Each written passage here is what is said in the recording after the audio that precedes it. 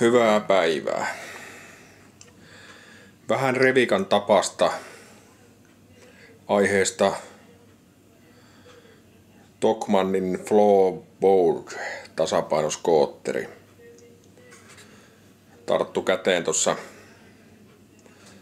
päivää ennen äitienpäivää Tokmannista hintaan 299. Tuli aika heräteostoksena ostettua tuo, kun yleensä tulee vähän aina netistä katseltua näitä hommia. Mutta mä käsitin, että nämä on aika samanlaisia nämä vehkeet. Ne vaan brändätään eri nimelle ja jotain ihan pikkumuutoksia on ilmeisesti ulkonäössä. Tokmannilla nämä oli kaikki mustia. Ainakin siellä, mistä mä ostin. Käsitin, että ne on joka paikassa. Tää nyt on halvimmasta päästä näitä mopoja. Että kehutaan, että on Samsungin akku.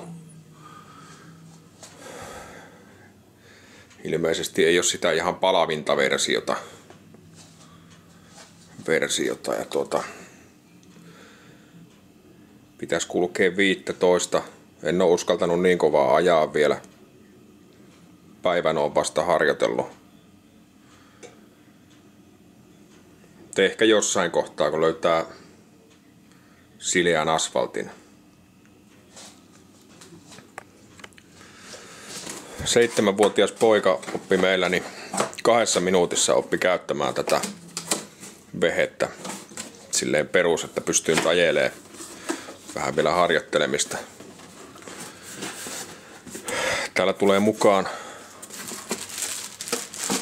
suomenkieliset käyttöohjeet, varsin hyvät. On jaksettu vähän siihen suomentamiseenkin perehtyä.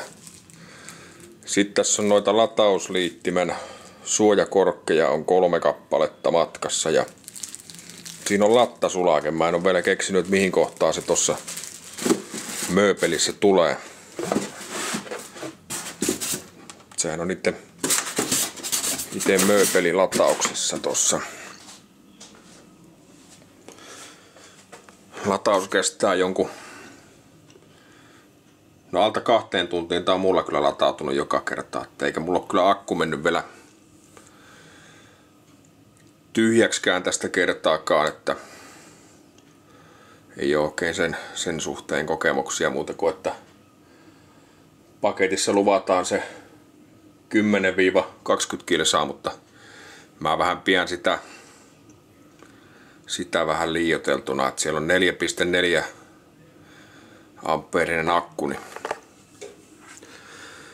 se ei kuitenkaan ihan kuuhun vie. Ainakaan minun alla. Mä painan 115 kiloa ja on melkein 2 metriä pitkä. Niin vähän veikkaa, että se ei kovin montaa kilometriä. Jos yli 5 kilsaa kestää akku, niin se on jo tosi hyvä. Että pitää kokeilla tossa. Päällehän se lähtee tästä napista täältä. Ja siihen tuli nyt, että se on latauksessa. Näissä on anturit näissä molemmissa. Sitten kun laitat jalan siihen, niin sit se niinku aktivoituu. Ja sen kanssa on vähän harjoittelemista. Tuntuu alussa, että se on kaikista vaikeinta se ajamisen aloittaminen ja lopettaminen. Ainakin itsellä, kun on näin pitkä, niin se vähän semmoista hoippuvaa aina alussa. Mut jos se siitä pikkuhiljaa lähtisi löytää uusia ajopaikkoja.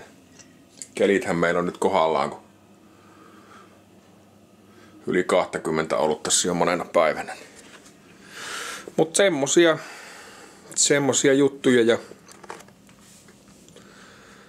kerrotaan sitten lisää, kun tiedetään enempi. Tässä kohtaa suosittelen